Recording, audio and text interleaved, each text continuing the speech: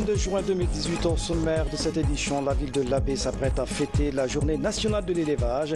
Les acteurs impliqués dans le secteur sont déjà sur place. Le chef de l'État, professeur Alpha Condé, est attendu dans la région. Fini l'examen d'entrée en 7e année session 2018. Ils étaient plus de 200 000 candidats à affronter les épreuves de cette année. Aucune anomalie n'a été signalée. Au sommaire encore, les mélomanes célèbrent la fête de la musique à Conakry. L'événement est marqué par la prestation du groupe Banlieusard au centre culturel franco-guinéen, ici, à Conakry.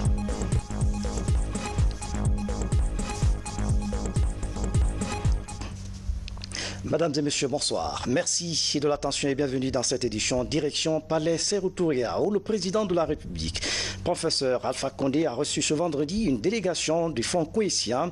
Cette institution financière s'engage à financer la construction des infrastructures dans les secteurs prioritaires de développement, notamment l'éducation, la santé et l'énergie. Le résumé de cette audience avec Momel Amin Assouma. Des échangeurs au niveau des ronds-points Amdallah et Bambeto, c'est pour bientôt. Le Fonds Cohésion, qui en a débattu avec le président Alpha Condé ce vendredi, a déjà signé le financement des deux échangeurs. Et pas seulement. Le Fonds Cohésion était là hier et ils ont signé un accord de financement pour les deux échangeurs de Bambeto et Amdallah à hauteur de 27 millions de dollars. Ce même fonds s'engage de financer d'autres projets, des infrastructures dans le domaine de la santé, de l'éducation, surtout de l'enseignement supérieur. Et Monsieur le Président de la République a exprimé ce besoin et le fonds a donné son engagement et sa disponibilité d'accompagner la Guinée dans ces 4 secteurs de développement socio-économique de la Guinée, à savoir ici l'éducation, la santé, les infrastructures et l'énergie. Le directeur général du Fonds Cohésion réaffirme l'engagement sans faille de son institution à accompagner le président Alpha Condé. Nous avons été honorés d'être reçus par son Excellence, Monsieur le Président de la République, ce matin, avec lequel nous avons discuté d'un certain nombre de projets. Les projets qui entrent dans les priorités du développement de la République de Guinée, notamment dans les domaines des infrastructures, de la santé, de l'éducation et autres. Et tous ces projets se situent dans le cadre des priorités qui ont été exprimées par son Excellence, Monsieur le Président de la République. A versé dans ce dossier le prolongement de la Corniche Nord à partir de Taouya jusqu'à Sonfonia. Dans l'actualité encore, la journée nationale de l'élevage s'ouvre demain mardi à Labé. L'événement mobilise tous les acteurs impliqués dans le secteur de l'élevage. L'occasion sera mise à profit pour passer en revue les problèmes qui assaillent ce secteur. C'est le chef de l'État, professeur Alpha Condé, qui va présider la rencontre. Ce soir, notre équipe de reportage nous fait découvrir un passionné du monde rural. Et là, Mamadou Dansoko s'investit dans l'aviculture. Voici le reportage de Abdoulaye Diallo, envoyé spécial. Cet homme est un amoureux du monde rural. Dans la ville de Karamoko Alpha Molabé, El Hadj Mamadou Dansoko bénéficie d'une grande réputation. Il s'est très tôt investi dans le couple agriculture-élevage pour créer de la richesse. Moi j'ai commencé avec mon salaire. J'étais payé à 5 000 célis le mois. Donc c'est à partir des économies de mon salaire que tout ce que vous voyez aujourd'hui est venu. Je n'ai jamais prêté de l'argent. Donc, vous comprenez que de zéro, je suis aujourd'hui à 200 000, capacité de 200 000 pondeuses. Donc, depuis mon jeune âge, j'ai aimé l'agriculture et l'élevage. Et je me suis donné les moyens d'essayer d'atteindre mes ambitions. À quelques heures de l'ouverture de la journée nationale de l'élevage, cet homme espère partager son expérience avec d'autres éleveurs du pays et saisir l'opportunité que le chef de l'État offre pour booster un secteur porteur de croissance durable. C'est la joie de rencontrer les professionnels comme moi. C'est la joie de rencontrer les officiels pour pouvoir partager avec eux ce que nous vivons. Et aussi encourager les jeunes à suivre notre exemple. Parce qu'en fait, l'agriculture et l'élevage ont déjà une très mauvaise réputation au niveau des jeunes, parce que probablement ils n'ont pas vu encore des modèles réussis. Le secteur avicole et la production d'aliments destinés aux animaux domestiques, LH Dansoko est devenu un leader régional. Avec ses nombreuses fermes et son cheptel bien fourni, il inspire de plus en plus de jeunes pour l'auto-emploi. Aujourd'hui, LH Dansoko pratique l'élevage familial avec ses fils. Même s'il emploie une centaine de personnes, il rêve d'un développement exponentiel de son exploitation à travers la modernisation des techniques que le président de la République encourage. Ablaye Diallo, merci pour ce reportage. Précision importante, la journée nationale de l'élevage s'ouvre donc demain, samedi, à la baie. Le renouvellement de la conformité de la Guinée aux normes de l'initiative pour la transparence dans les industries extractives, c'est l'un des principaux objectifs du secteur minier. Cette année, le processus est en cours. Le comité de pilotage de l'ITIE Guinée examine les derniers réglages du rapport de 2016.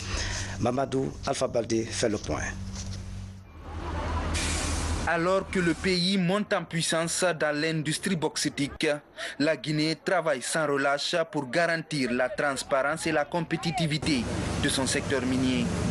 Le rapport ITIE Guinée 2016 doit être publié au plus tard le 1er juillet prochain. À partir de là, le processus de validation du pays démarre. Pour réussir l'opération, une mission de l'ITIE international échange avec le comité de pilotage de l'ITIE Guinée sur les derniers réajustements du rapport avant sa publication.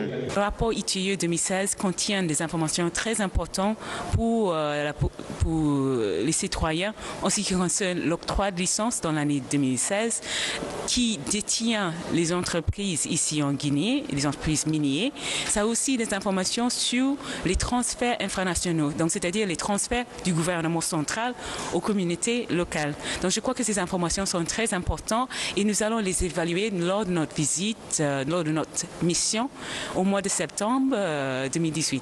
Que ce rapport 2016 est vraiment promoteur parce que, comme on le voit, il y a assez d'informations qui intéressent la population. Le but même de l'ITIE, c'est ça. Nous allons donc œuvrer pour que ce soit vraiment plus détaillé et plus accessible à la population.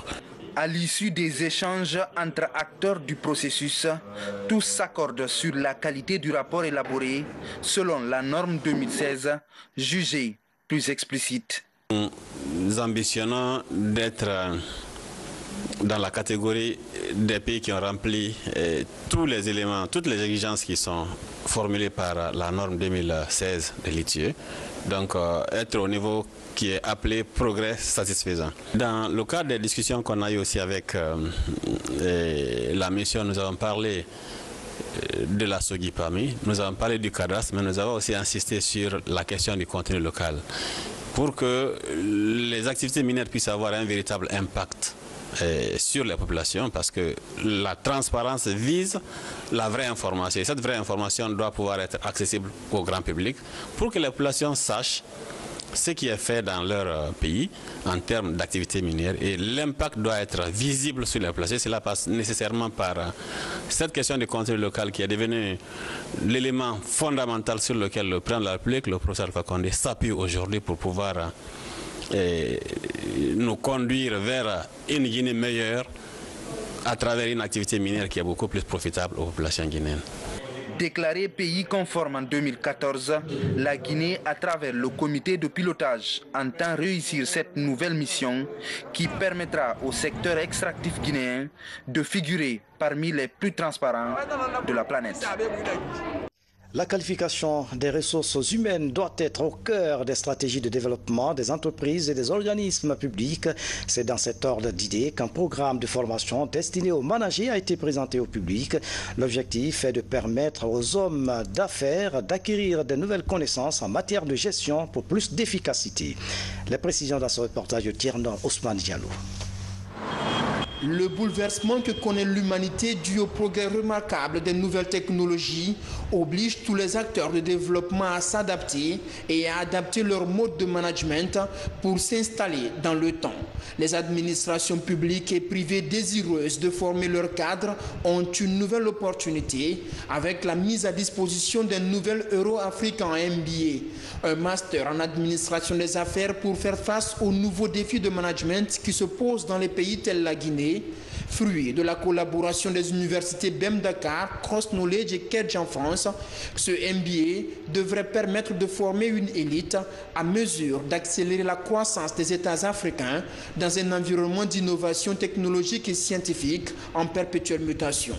Nous sommes dans une véritable révolution numérique. Nous assistons à une véritable révolution numérique qui fait suite aux 2 précédentes révolutions que nous avons connues et qui installe l'humanité dans un environnement tout à fait nouveau. Et dans cet environnement-là, la bataille, c'est aussi la bataille de la compétence. La bataille de la création de valeur, mais pour créer de la valeur, il faut avoir de la compétence. Et ce MBA-là, c'est précisément un diplôme qui va donner de la compétence et de la valeur aux personnes et donc aux organisations. On a, dans la construction de ce programme, fait appel aux meilleurs professeurs qui sont chez nous, aux intervenants, et on va construire avec eux, on a construit avec eux des contenus très orientés sur l'international, très orientés sur la dimension leadership, sur la dimension managériale, sur la création d'entreprises, pour permettre justement aux personnes qui vont suivre de rentrer dans l'action et de probablement trouver un certain nombre de réponses aux problématiques qu'elles se posent aujourd'hui dans le cadre de leurs entreprises. 8 modules de formation sont contenus dans ce nouveau Master of Business Administration, de la finance à la transformation digitale en passant par le management des opérations. 70% des cours sont en ligne et 30% sont à suivre dans des points de regroupement à Abidjan, Dakar, Paris puis Bruxelles. Une aubaine pour perfectionner les cadres supérieurs des différentes administrations du pays, engagés dans un élan de réforme et de modernisation, aussi bien dans les secteurs publics que privé. Lorsqu'on regarde un peu sur le plan international, tous les MBA qui s'offrent à nous sont assez chers déjà. Et proposer ce programme-là à des dirigeants et à des managers d'entreprise, c'est vraiment une réelle opportunité. Et donc je pense qu'il pourrait intéresser vraiment une majorité de personnes, en tout cas en Guinée.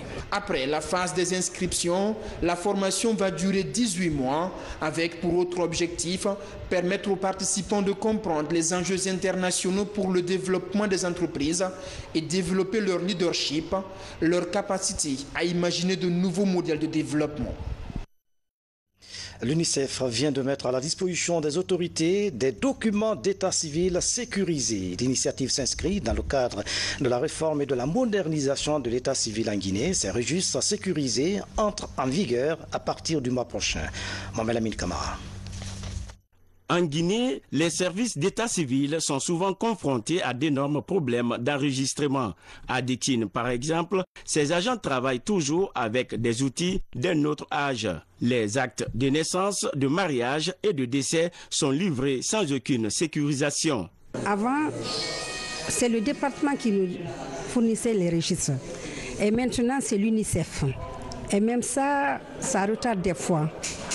Là, on sera obligé de demander, faire une commande avec les imprimeurs qui nous fournissent des registres de l'état civil. Mais alors là, on a des registres non sécurisés, mais c'est l'UNICEF qui nous a déposé. C'est pour éviter la prolifération des actes d'état civil sur le territoire national et à l'étranger que l'UNICEF accompagne le gouvernement guinéen. L'institution onusienne vient de mettre à la disposition du ministère de l'administration du territoire des registres sécurisés. Ces documents d'état civil comprennent 4 signes secrets de sécurisation. L'initiative cadre avec la réforme et la modernisation du système d'état civil.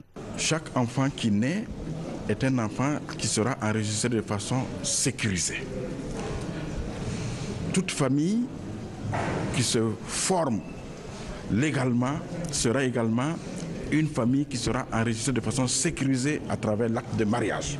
Cela représente quelque chose d'extrêmement important parce que cela permettra au pouvoir public, aux décideurs, de pouvoir disposer de données fiables. Avec ces registres sécurisés, le ministère de l'administration du territoire entend faire de l'état civil un instrument moderne conforme aux standards internationaux.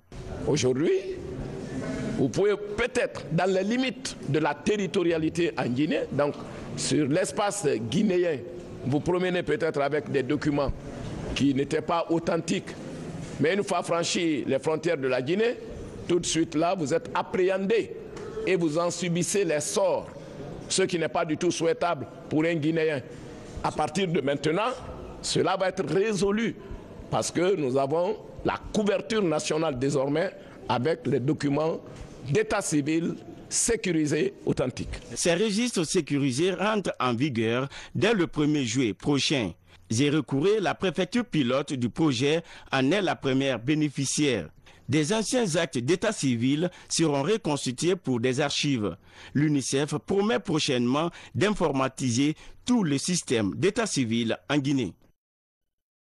Et puis cette circulaire du ministre d'État, ministre de la Justice et garde des Sceaux, adressée à tous les procureurs généraux, tous les procureurs de la République, tous les juges de paix, tous les huissiers de justice, tous les chefs de service de sécurité, toutes les autorités locales. Elle est portée à l'intention de toutes les autorités concernées que pour des raisons humanitaires, les expulsions pendant la saison hivernale sont suspendues pour la période allant du 30 juin au 30 octobre 2018, inclusivement sur toute l'étendue du territoire national. Les autorités judiciaires et parajudiciaires sont invitées à veiller au respect scrupuleux de la mesure envisagée et en assurer une très large diffusion. Signé Maître Cheikh Sakou. Comment améliorer les travaux d'entretien des routes par les collectivités locales? 250 acteurs concernés sont en discussion à Conakry. Pendant 4 jours, ils vont mûrir une stratégie de transfert des compétences déjà mise en place. La rencontre se tient grâce à l'appui technique de l'Union européenne. Abdul Karim Kamara, reportage. Certaines réformes engagées dans les travaux publics donnent lieu à des transferts de compétences aux collectivités locales. La protection et l'entretien d'une catégorie de routes sont conférés à ces collectivités. Une manière de contribuer à l'amélioration durable du niveau de service du réseau routier. Pour la faisabilité, la synergie d'action est discutée par les cadres des ministères de la décentralisation et des travaux publics. Une stratégie pistonnée par l'appui technique de l'Union européenne. Il faut au niveau local aussi générer des ressources. Ça ne va pas être considérable, mais ces ressources sont toujours utiles pour les petites routes qui seront les routes qui, a priori, seront les plus délaissées par le niveau central. Il faut aussi que les gens, au niveau local, se rendent compte qu'ils ont la possibilité de prendre des décisions sans en référer au ministre, au Premier ministre ou au Président de la République. L'accent est mis sur les routes communautaires, pistes rurales dans les zones agricoles, voiries urbaines, secondaires et tertiaires. À ce jour, pas mal d'embûches bloquent le processus. Il s'agit notamment de la faiblesse des capacités techniques et managériales des collectivités. Actuellement, les ressources de l'État sont insuffisantes pour couvrir tous les besoins en matière de désenclavement. Mais si ce que nous investissons est entretenu, sa durée de service est augmentée, ça permet à l'État d'investir ailleurs et ça va augmenter l'acquis. Il y a une loi et dans cette loi, on a demandé de mettre en place des textes d'application. Et des textes d'application, il faut mettre en place un arrêté conjoint entre le ministère des TP et le ministère de l'administration du territoire. Une fois que cet arrêté conjoint va être élaboré, on va mettre en place un protocole d'opération. Ce protocole, chaque acteur connaîtra le rôle qui est dévolu dans l'accomplissement des compétences dévolues au niveau de collectivité locale. À terme, l'impact attendu de cette stratégie se doit d'être visible sur les portions les plus excentrées du réseau routier guinéen. C'est en mars 2017 que l'élaboration de ce transfert de compétences a commencé. 3 cibles sont dans le viseur du projet: les régions, les communes urbaines et celles rurales. Des représentants d'une quarantaine de pays africains se sont donné rendez-vous à Conakry. Il s'agit de renforcer leur partenariat en termes d'assurance et de réassurance. Cette 40e session de la Société africaine de réassurance, Africaré, a permis de dresser le bilan et définir les nouvelles orientations de l'institution. Boubacar Ba a suivi la rencontre. De 1997 à 2017, le nombre de sociétés d'assurance est passé de 4 à 12 et au titre des charges liées au sinistre, les sociétés ont payé 113 milliards de francs guinéens en 2017 contre 4 seulement en 1997.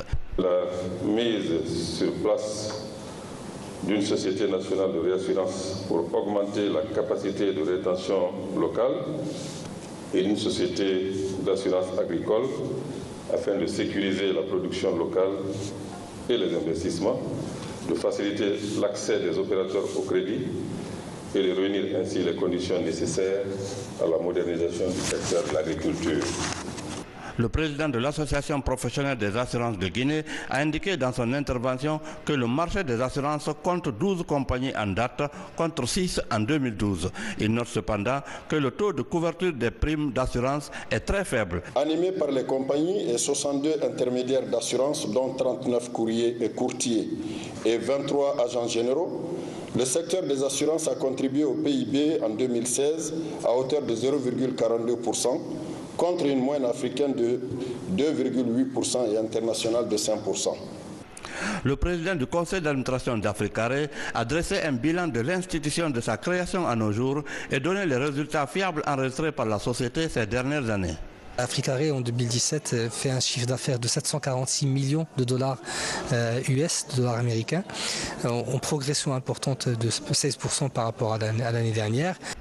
Je profite de cette occasion pour vous encourager à maintenir cette dynamique pour des succès encore plus éclatants.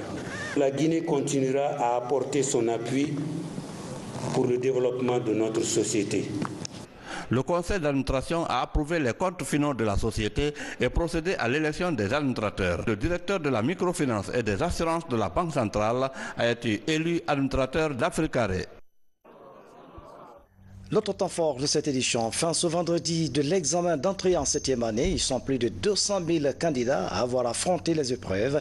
Le ministre de l'Éducation nationale est en Moyenne-Guinée pour voir et apprécier le déroulement de cette évaluation. Suivez le constat de nos envoyés spéciaux dans la région, Sadou Bari, Mama Issata Kamara. C'est au centre d'Issouma, de la commune urbaine de Pita, que le ministre de l'Éducation nationale a lancé les dernières épreuves de l'examen d'entrée en 7e année. Après avoir visité quelques centres d'examen et secrétariats de correction des régions de Labé et Mamou, Maurice Sangaré fait la synthèse des 3 jours d'évaluation. Le constat général est que les différents jurys qui sont sur le terrain, coordinateurs, superviseurs nationaux, régionaux, préfectoraux, moi-même avec mon équipe, nous avons trouvé que des tout petits candidats étaient assidus. Et ce qu'on peut regretter, c'est quelques absences, et du côté des filles surtout, pour des raisons de mariage précoce et de maladie. Au terme de cette évaluation, les candidats se disent confiants quant à leur réussite à cet examen. Aujourd'hui, nous avons fait le calcul. Après, on est venu pour faire la science, l'histoire. J'ai bien révisé et nous avons déjà eu affaire avec ce genre d'épreuves-là. C'est ce qu'on a envoyé encore. Vraiment, ça s'est bien passé. C'est vraiment incroyable parce que le sujet est très facile, parce que j'ai révisé les leçons. Fini donc ce vendredi l'examen de fin d'études élémentaires en Guinée. L'attention est désormais portée sur les travaux de secrétariat et de correction de copies. Comme vous le constatez derrière moi, le processus a déjà commencé, ce qui permettrait de connaître les résultats de cet examen 2 semaines après la dernière épreuve. Merci Mama Issata, bonne chance à nos candidats. Restons à Moyenne-Guinée pour signaler le séjour de l'ambassadeur du Japon en Guinée. Le diplomate est venu apporter son soutien aux habitants des localités de Labé, Leluma et Popodara. Elle a procédé à l'inauguration d'un projet d'accès à l'eau potable dans le village de Lafou. L'ambassadeur est accompagné d'un représentant de la FAO et du PAM, Fatimatou Diallo, sur les pas du diplomate nippon. Regardez. Préparer l'avenir en investissant dans l'éducation de base est l'un des axes majeurs de la coopération guinéo-japonaise. C'est dans cette dynamique que le gouvernement du Japon a réalisé le projet d'accès à l'eau et à l'assainissement. Ce projet, d'un coût global de 1,83 milliard de francs guinéens, touche 4 écoles de l'Eluma. Il a permis de clôturer, de reboiser et de doter ces établissements de latrines et de forages. À la demande du gouvernement guinéen, le gouvernement du Japon a également financé le programme des cantines scolaires mis en œuvre par le PAM. Le financement ici concerne d'un montant à peu près 30 milliards de francs guinéens. Et depuis 2014, le gouvernement du Japon a continuellement apporté son soutien à ce programme pour un montant global à peu près 140 milliards de francs guinéens. Le financement d'aujourd'hui a permis l'achat de denrées alimentaires destinées à fournir un repas chaud par jour à plus de 150 000 enfants de 895 écoles. À cela s'ajoute un don de riz en faveur de la cantine scolaire.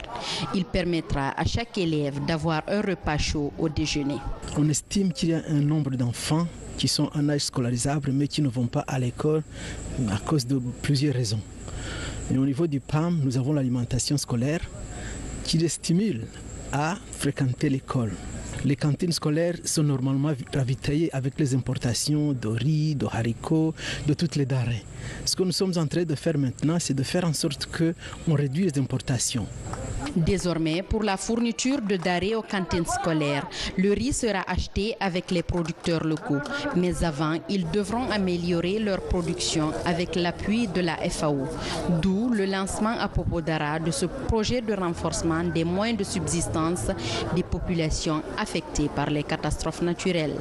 La particularité de ces projets, c'est que la FAO et les PAM interviennent. La FAO va booster la production au niveau de certains groupements féminins et au niveau de ces groupements, les PAM vont acheter leur production pour la mettre à la disposition des cantines scolaires. C'est un projet innovant qui va dans la droite ligne des synergies du système, des agences du système des Nations Unies, particulièrement les agences basées à Rome. La mise en œuvre de ces deux projets rend concrète la contribution de l'Empire du Soleil Levant à l'atteinte de la Guinée à la sécurité alimentaire, un des piliers de la coopération japonaise en Afrique, tel que défini lors de la 6e conférence internationale de Tokyo sur le développement du continent. Vient d'abriter la 10e Assemblée générale des sociétés nationales des Croix-Rouges et du Croissant-Rouge. Les travaux ont permis d'élaborer de nouvelles orientations stratégiques et d'identifier les préoccupations des sociétés membres. Le rendez-vous a apporté des solutions adaptées aux nombreux défis auxquels sont confrontées les communautés vulnérables. Ndiamokaba, Maurice Sidibi. Cette 10e Assemblée générale de l'Association des sociétés de la Croix-Rouge et du Croissant-Rouge d'Afrique est un rendez-vous continental pour faire le point sur les résultats atteints ces dernières années sur le continent. Les efforts des mercenaires de l'institution dans la lutte contre le virus Ebola en Guinée et actuellement dans la situation sanitaire au Congo sont parmi les grandes actions menées. Et je pense bien vous avez la Croix-Rouge guinéenne sur le terrain, qui occupait un pilier extrêmement difficile. Ça, c'était l'entraînement digne et sécurisé. Et dans ces vols et dans ces piliers, il y a ce qu'on appelle prélèvement sur les corps. Donc vous voyez, ça c'est déjà un travail de risque. Et également, les mêmes volontaires aussi faisaient le transfert des malades dans les centres de traitement et également le suivi de contact. Aujourd'hui, les Congolais sont même la référence en termes de lutte contre la fièvre à virus Ebola. Il y a eu un cas dans une région du Congo, mais très vite, ces cas ont été circonscrits parce que la riposte a été très forte. Les pays membres de l'association, avec la fédération et les acteurs du mouvement, ont vite réagi et ils ont circonscrit la fièvre est maîtrisée aujourd'hui. Pendant 2 jours, ce cadre d'échange va permettre à ces différents acteurs des sociétés nationales africaines, de la Croix-Rouge et de Croissant-Rouge de s'imprégner du niveau d'avancement de chaque pays. L'idéal est de renforcer les capacités à faire face aux grands défis humanitaires, notamment l'immigration clandestine, l'extrémisme violent, les guerres et les changements climatiques. Eh bien, il y a énormément de problèmes. Et il y a les problèmes de la jeunesse, il y a les problèmes migratoires et nous savons tous que c'est un grand fléau aujourd'hui. Et il y a les problèmes également d'éducation, éducationnelle, c'est-à-dire l'extrémisme religieux. On observe tout cela. Et la Croix-Rouge est toujours avec nous, avec les États, et nous apporte quelque chose de non négligeable.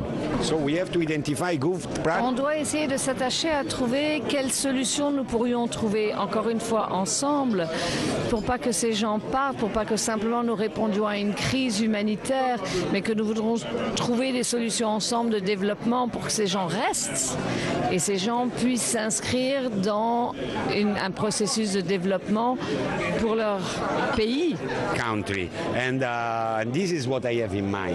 Au terme de 4 ans, à la tête de l'association des sociétés de la Croix-Rouge et de Croissant-Rouge francophone, hispanophone et lusophone d'Afrique, le Mali devrait céder la place à un autre pays lors de cette assemblée élective. Un nouveau bureau sera mis en place pour un mandat de 4 ans, renouvelable une seule fois. La banque UBA vient de mettre à la disposition de sa clientèle un nouveau produit.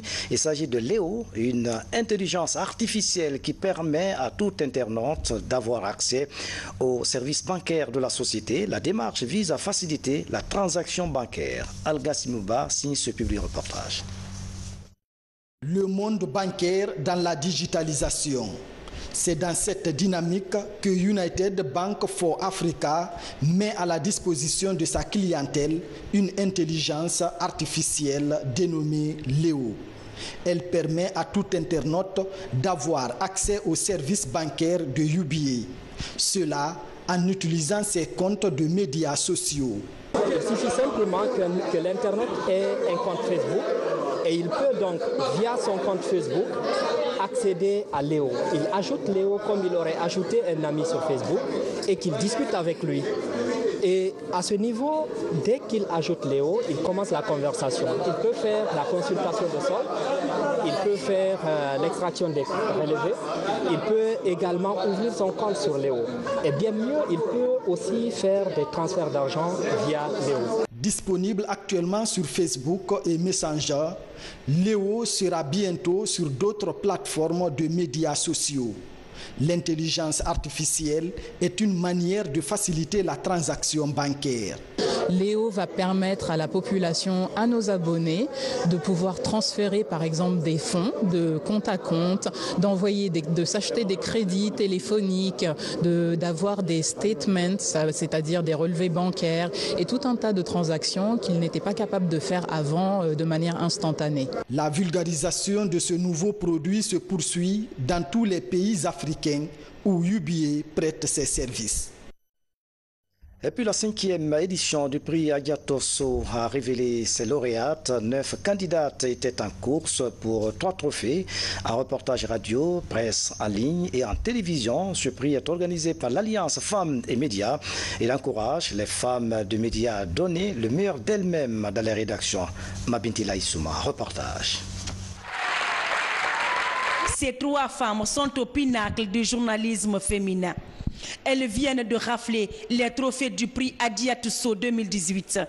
La qualité des articles d'actualité produits par ces Amazones du micro et de la plume a fasciné le jury. Le sujet devait être initié, comme on le dit dans nos salles de rédaction, et par rapport à la pertinence, ça devait ressortir l'originalité, mais surtout, ça devait ressortir l'effort de recherche, c'est-à-dire quels sont les moyens que le reporter a déployés sur le terrain pour ressortir justement ce sujet qui allait captiver non seulement les membres du jury, mais aussi les spectateurs, les auditeurs et même les lecteurs des journaux en ligne. Désormais, je ne vais plus reculer. Voilà que Alliance Femmes et Médias me donne l'opportunité d'aller loin dans mon métier et que, en tant que femme, pourtant, dans ce métier, la femme n'a pas toujours la voix au chapitre. À partir de maintenant, je saurai porter haut le flambeau du journalisme féminin. Le prix Hadiatou Sow du meilleur journaliste féminin est un concours qui crée l'émulation entre les reporters. Depuis 10 ans, la structure Alliance Femmes et Médias AFEM soutient la présence et l'évolution des femmes dans l'écosystème médiatique du pays. Le prix Hadiatou Sow est vraiment une invitation faite aux femmes journalistes pour dire que ne restez pas dans votre coin dans les rédactions, affirmez-vous, ayez confiance en vous. Le prix Hadiatou Sow aussi a un deuxième volet, c'est de montrer à la face de tout le monde que nous ne sommes pas dans une guerre numérique, une guerre quantitative, mais nous sommes dans un combat qualitatif. Les rédactions aujourd'hui, dont les journalistes sont primés, sont fiers. Ces rédactions doivent reconnaître désormais le talent de ces femmes et mieux les intégrer, les valoriser. Obtenir le prix Hadiatou Sow, ce n'est pas sur un plateau d'or, il faut travailler, il faut vraiment proposer des sujets d'enquête, il faut un travail fouillé. Je trouve que c'est une très belle initiative parce que les femmes doivent être mises en valeur dans toutes les rédactions. Là où la femme ne s'associe pas, je crois qu'il y a un manque dans la société. Cette cérémonie de remise de prix a connu la participation de grands du journalisme local et de certains mécènes. Les lauréates repartent avec un ordinateur, un trophée et le sentiment de fierté après cette première reconnaissance nationale de leur talent. La fête de la musique vient d'être célébrée à Conakry. Les mélomanes et autres mécènes se sont donné rendez-vous dans plusieurs endroits de la capitale. Au centre culturel franco-guinéen, c'est le groupe Banlieusards qui a tenu en haleine plus de 1000 spectateurs. Il a été de la partie. Regardez. Dès 19h, ils étaient des centaines de fans à rallier l'espace Sori Kanja Kouyaté pour la célébration de la fête de la musique. Comme chaque année, un groupe d'artistes musiciens est invité pour offrir un concert gratuit aux mélomanes. Pour cette fois, c'est le groupe Banlieusards qui a égayé le public après la sortie de son album Merikobi. Banlieusards, c'est le groupe qui peut représenter vraiment, qui peut en tout cas incarner la fête de la musique. La fête de la musique... Pour moi, c'est en tant qu'artiste, chanteur, c'est l'une des fêtes les plus importantes dans l'année pour moi. Après mon anniversaire et après la fête de l'indépendance de mon pays, la fête de la musique, c'est la fête la plus importante. Pour la circonstance, la salle de spectacle du Centre culturel franco-guinéen a affiché plein. Près de 1000 spectateurs ont répondu à l'invitation, dépassant de loin les espérances de la direction du centre qui, pour la circonstance, a fait installer un écran géant à l'extérieur. J'avoue que c'est un groupe mythique auquel il fallait donner peut-être des milliards, mais vraiment, ils ont compris le sens du centre culturel qui est d'accompagner les artistes guinéens. Et qu'aujourd'hui, normalement, tous les artistes devaient faire la fête gratuitement. La musique, c'est notre vie. Et donc, la fête de la musique, on peut pas faire mieux, quoi. Que faire de la musique, de la musique, de la musique. J'espère que les gouvernants mettront les choses en place pour que la fête de la musique soit une grande fête en Guinée. Célébrée dans une centaine de pays anglophones et francophones, la fête de la musique a été lancée sur initiative de la France le 21 juin 1982 et cherche à favoriser la visibilité et l'accès aux pratiques artistiques et culturelles. Et puis cette information qui vient de nous parvenir à l'instant, le ministère de l'Éducation nationale et de l'alphabétisation informe les élèves et les parents d'élèves du démarrage effectif du brevet d'études du premier cycle BEPC, session 2018 sur l'ensemble du territoire national. Demain, samedi 23 juin 2018 à partir de 9h précises. Coupe du monde Russie 2018, le Nigeria